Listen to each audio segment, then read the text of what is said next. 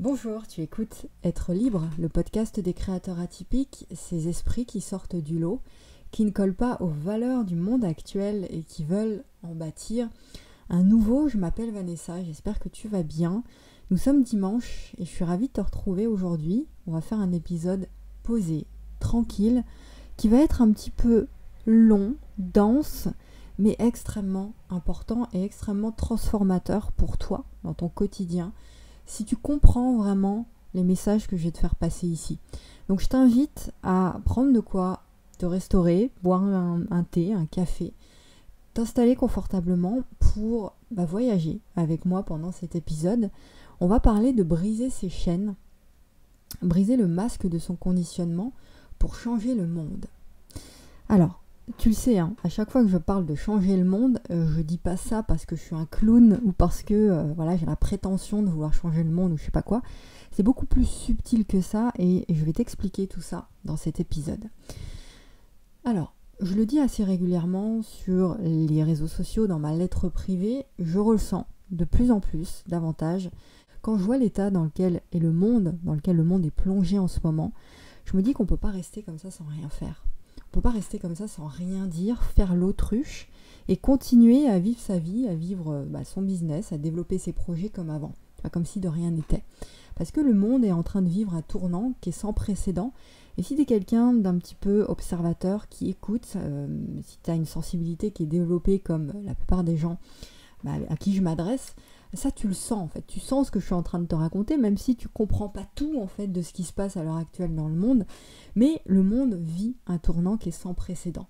Il n'y a rien qui ne sera plus comme avant dans nos vies, dans tout ce qu'on crée.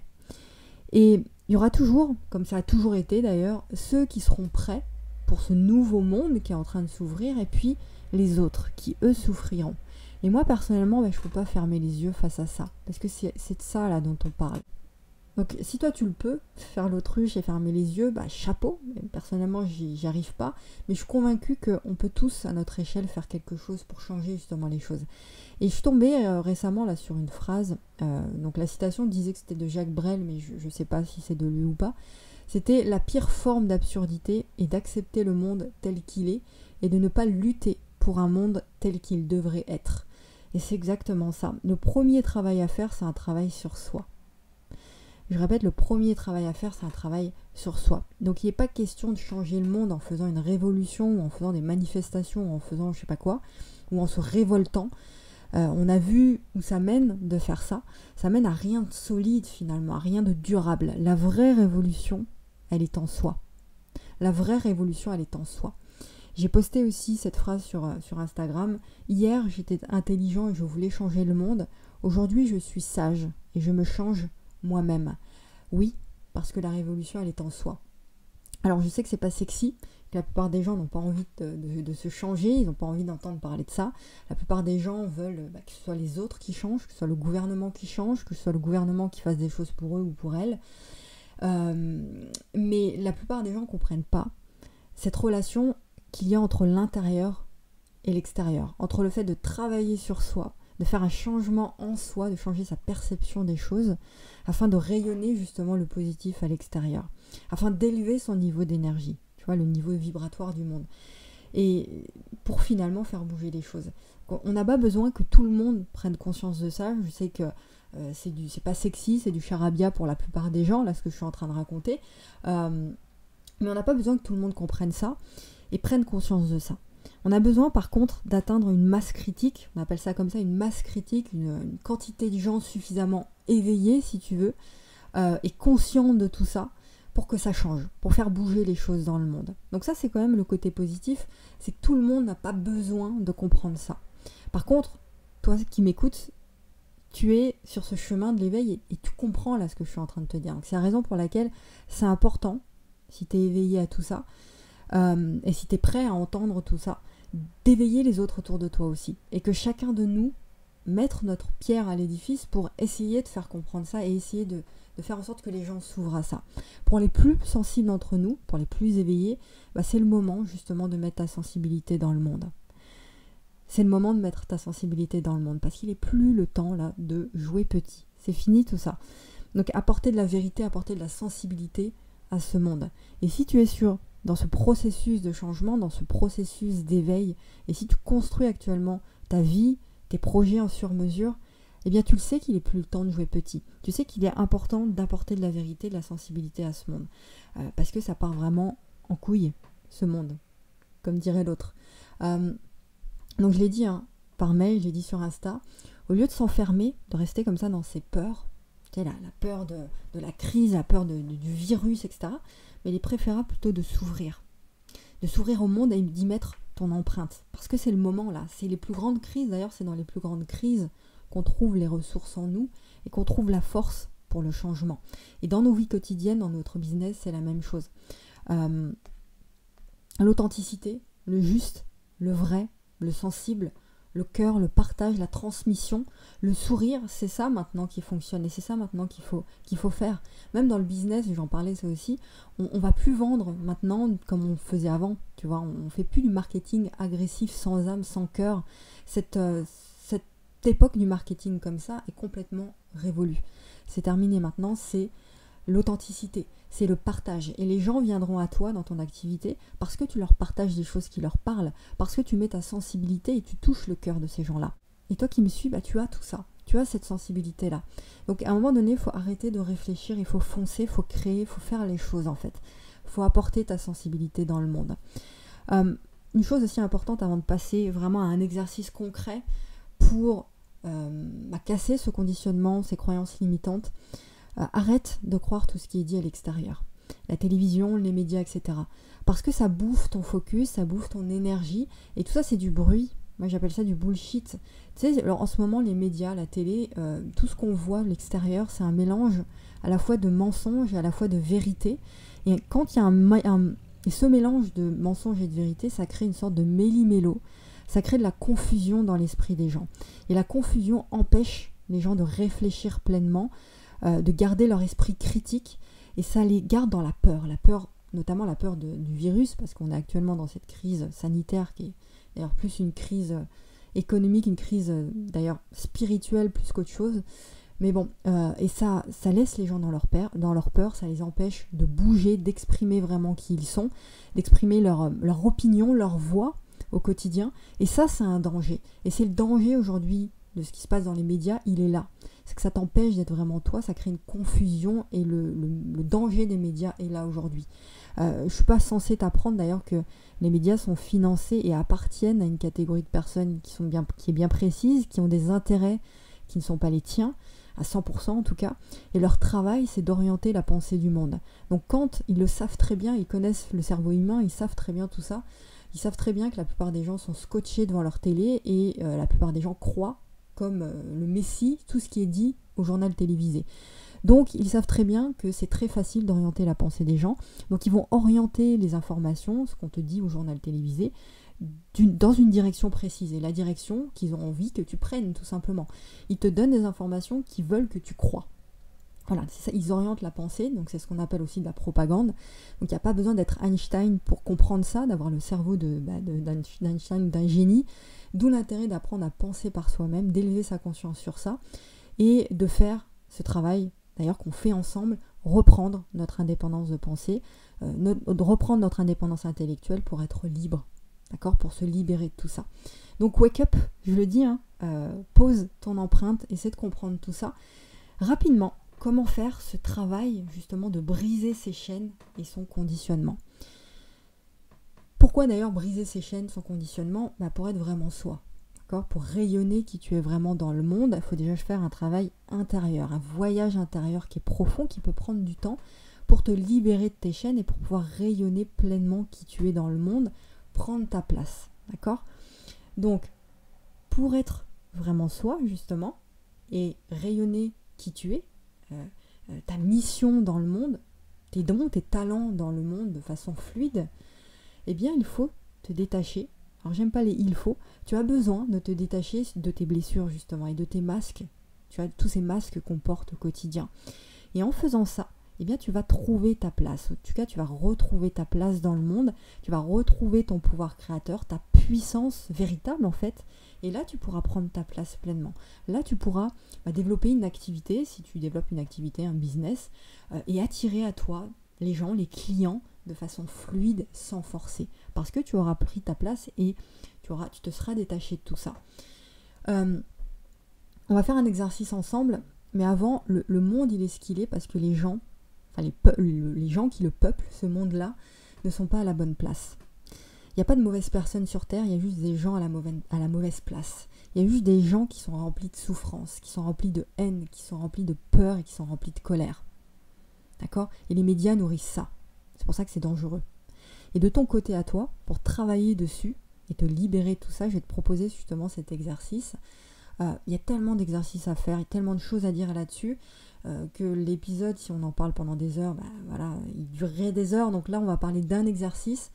C'est un exercice d'ouverture de soi, un exercice d'ouverture du cœur. Et pour ça, pour s'ouvrir au monde, pour ouvrir son cœur, revenir en soi, revenir au centre, il faut pratiquer ce que j'appelle l'auto-observation. Le fait de sortir de soi, de s'observer en hauteur, si tu veux, comme si tu étais un observateur extérieur de toi, de toi-même, et de t'observer dans ton quotidien. Parce qu'on peut reconnaître un conditionnement, et même une blessure émotionnelle d'ailleurs, qui est profondément inconsciente, à son comportement au quotidien. Mais si tu es la tête dans le guidon tous les jours en mode robot, tu peux pas observer ton comportement au quotidien. Tu vois, tu peux pas même observer tes mots, les mots qu'on emploie, l'attitude qu'on a, les réactions que tu as, les comportements au quotidien. Il faut l'observer, il faut apprendre à observer ça et à écouter ça. Donc, je te propose donc d'être dans la vigilance de qui tu es, la vigilance de ce que tu es, de ce que tu fais. C'est ça l'auto-observation en temps réel en fait, c'est observer ton quotidien, mais toutes les situations de la vie. Par exemple, je vais te donner 2 exemples que j'ai personnellement vécu là pendant cet été. Le premier exemple, c'est quand je suis tombée cet été sur un homme en face de chez moi où j'étais cet été, donc c'est le voisin en fait, qui frappait son chien. Bon, il frappait son chien, donc c'est le genre de chien qui est tout le temps parti, tu vois, il s'échappe du jardin, il va chez les gens, il court partout. C'est un jeune chien et le maître il en avait marre et moi je suis tombée pile au moment où il a pris sa chaussure en fait, sa savate, et paf, il foutait des coups au chien. Donc moi, sensible comme je suis, j'ai pas accepté ça quoi. Et de là où j'étais, alors j'étais assez loin du type, mais de là où j'étais, j'ai commencé à piquer une colère. Enfin voilà, je me suis dit mais putain, c'est pas possible qu'on soit comme ça, qu'on puisse battre un chien, un être qui est quand même plus faible que soi, enfin je veux dire qui est sans défense on va dire, et battre un animal comme ça, je suis sortie de moi si tu veux, et j'ai commencé à insulter le type de tous les noms si tu veux, et je vais t'expliquer juste après ce que j'ai fait. Il y a une autre situation aussi, tu verras que tu vas comprendre et tu vas te rendre compte que tu vis ce genre de situation aussi. La situation du monde actuel, justement, ce qu'on est en train de vivre en ce moment là depuis le début 2020, avec cette crise sanitaire, il y a de tout et n'importe quoi qui est dit, c'est un méli-mélo, on l'a vu, de mensonges, de vérité, de tout ce que tu veux. Et régulièrement, je suis, alors beaucoup moins maintenant, mais tout au début de cette crise, j'étais vraiment dans la réaction, plutôt que le recul. Et je me disais, mais réveillez-vous quoi, je me disais à moi-même, comment est-ce qu'on peut croire tout ce qui est dit dans les médias, comment est-ce qu'on peut croire tout ça, comment font les gens pour croire tout ça en fait. Et j'avais envie de crier au monde si tu veux, j'étais dans la réaction et j'étais dans la colère aussi. Je me disais mais pourquoi les gens comprennent pas ce qui se passe vraiment, pourquoi les gens ne réagissent pas et pourquoi les gens refusent ce qu'on leur demande de faire en fait. Et ces 2 exemples, l'exemple du chien et l'exemple de ma réaction vis-à-vis du monde actuel là, j'ai pris du recul, j'ai beaucoup travaillé sur moi ces derniers mois, j'ai pris du recul et j'ai réagi à chacune de ces situations. Et j'ai pu comprendre mes ressentis, notamment pour le premier exemple du chien, mes ressentis et la blessure que ça créait en moi en fait. Et j'ai pu déconstruire ce conditionnement pour le remodeler. Et comment j'ai fait ? Et c'est lié, ces 2 exemples que je t'ai donnés, déjà en acceptant mon attitude et la réflexion que j'ai eue. Que ce soit pour l'exemple du chien, du type qui battait son chien, ou l'exemple que je comprends pas que les gens ne réagissent pas, tout ça, je ne me suis pas jugée, parce qu'il s'agit pas de se juger, mais par contre je me suis dit que mon attitude, mes pensées, mes mots, ils étaient inadaptés pour une personne qui est dans un processus d'ouverture du cœur, pour une personne qui est dans un processus, un cheminement d'éveil et d'élévation de son niveau d'énergie, si tu veux. Et quand tu es toi-même, quand tu vis ce genre de situation que tu trouves injuste, que tu trouves ridicule, que ça te met en colère, dis-toi, est-ce que l'attitude que j'ai aujourd'hui, les mots que j'emploie face à cette situation sont adaptés pour moi qui suis dans un processus d'éveil, oui ou non? Est-ce que c'est adapté pour moi qui suis dans un processus d'ouverture, oui ou non? Et est-ce que c'est adapté pour moi qui veux élever justement mon niveau vibratoire, mon niveau d'énergie? Est-ce que c'est adapté, oui ou non? Et ça, tu peux le faire uniquement en étant dans l'observation. Du coup, ce que je te suggère de faire, quand ça t'arrive, ce genre de choses, c'est d'observer et d'aller chercher des réflexions qui sont alternatives. Alors peut-être que sur le coup, tu vas pas pouvoir le faire, mais après en tout cas. Après, faire un travail en aval, si tu veux, et te dire, est-ce que je ne pourrais pas avoir des réflexions qui sont alternatives, qui vont me permettre de déconstruire ma première pensée, qui était issue d'un conditionnement ou de blessure, pour remodeler tout ça. Par exemple, l'histoire du chien, j'ai vu le maître battre son chien. Après, sur le coup, je me suis dit, bon, je vais essayer, non pas de comprendre, parce que l'idée, c'est pas d'accepter ou de comprendre qu'on puisse battre un chien, mais en tout cas, un chien ou n'importe qui, d'ailleurs, un enfant ou un être humain, de se dire que le comportement de la personne est issu de ses propres souffrances à lui. Et on ne sait pas ce qui se passe dans la tête de la personne, on ne sait pas ce que cette personne a vécu la minute d'avant ou dans son enfance qui l'a mené aujourd'hui à avoir ce comportement-là. Donc ça, c'est une attitude beaucoup plus positive de compréhension, mais pas de compréhension, de recul et de positif.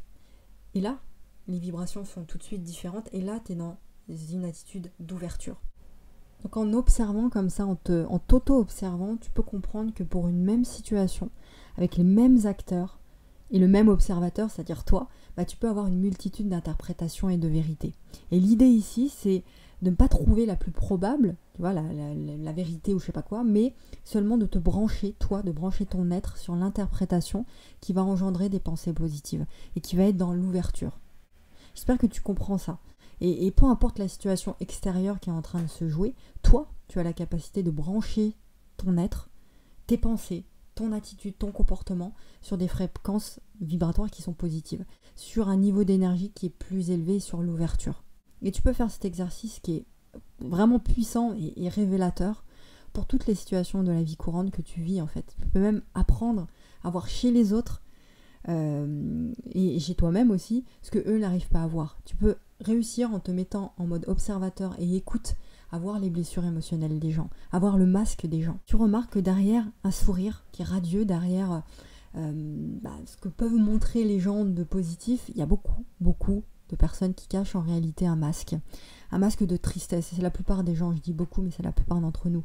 Un masque de tristesse, un masque de blessure, un masque de colère, de haine. Peut-être une blessure d'abandon, de rejet, d'humiliation, etc. D'ailleurs, on fera un épisode sur ces blessures-là. Et tu remarques que les blessures qui hantent ton quotidien, elles prennent une forme qui est perceptible en termes d'énergie. La colère, par exemple, on n'est pas en colère comme ça. Ça cache quelque chose derrière, généralement, ça cache une blessure sur laquelle il faut travailler. C'est ce qu'on appelle aussi la blessure de l'âme, tout ça. Cette blessure qui définit justement ton conditionnement, qui définit ton attitude, tes pensées, tes émotions, tes actions au quotidien. Voilà, donc pratiquer l'auto-observation pour déconstruire justement un conditionnement et remodeler un autre conditionnement beaucoup plus positif, c'est un exercice intérieur qu'il faut vraiment que tu fasses, qui est nécessaire pour que tes blessures justement s'effacent petit à petit, pour que ton masque aussi, le masque que tu mets au quotidien saute et laisse la place justement à l'expression de la joie, mais de la vraie, de l'amour, de la vraie, tu vois, de la pure, qui sont l'amour, la joie, etc., issus du fait que tu branches justement ton être sur des énergies qui sont beaucoup plus élevées. Voilà ce que je voulais te dire. C'est dense cet épisode, mais comprends que c'est nos chaînes, nos conditionnements, nos peurs, nos limitations, nos culpabilités qui nous laissent comme ça dans des schémas qui sont répétitifs, qui sont limitatifs, qui sont sans fin et qui nous enferment au quotidien, qui nous empêchent de voir et de révéler, d'exprimer qui on est vraiment. Parce qu'on est tous des êtres de lumière. Et cet être, il attend d'être révélé, d'être libéré et puis d'être aimé aussi. Voilà comment est-ce qu'on fait pour changer le monde, pour changer les choses. C'est d'abord commencer par travailler sur soi. Voilà ce que je voulais te dire. Je vais te laisser ici. Je t'encourage à réécouter plusieurs fois cet épisode et puis partage-le à quelqu'un qui a besoin de l'entendre aussi. Même si c'est une seule personne, tu partages sur les réseaux sociaux, par email, tu t'abonnes aussi au podcast si tu écoutes sur YouTube, si tu écoutes sur SoundCloud, si tu écoutes sur Apple Podcast, abonne-toi au podcast, mets une petite note aussi, ça va permettre, je le dis jamais ça, alors c'est sûr, ça va permettre de faire connaître davantage le podcast, d'être mieux référencé, de mettre une petite note sur SoundCloud, sur Apple Podcast. Voilà, tu sais, les petites étoiles, 5 étoiles, etc. Je te laisse là-dessus. Clique aussi sur le premier lien dans la description. Tu vas tomber sur tout un tas de ressources, d'outils, notamment ma lettre privée, où on continue ces discussions totalement gratuitement tous les jours par mail. Je t'envoie mes pensées motivantes tous les jours. C'est le premier lien dans la description. Et je te retrouve la semaine prochaine pour un nouvel épisode du podcast Être libre. Je te souhaite un bon dimanche. Prends soin de toi. Et surtout, n'oublie pas, ose dire au monde qui tu es vraiment.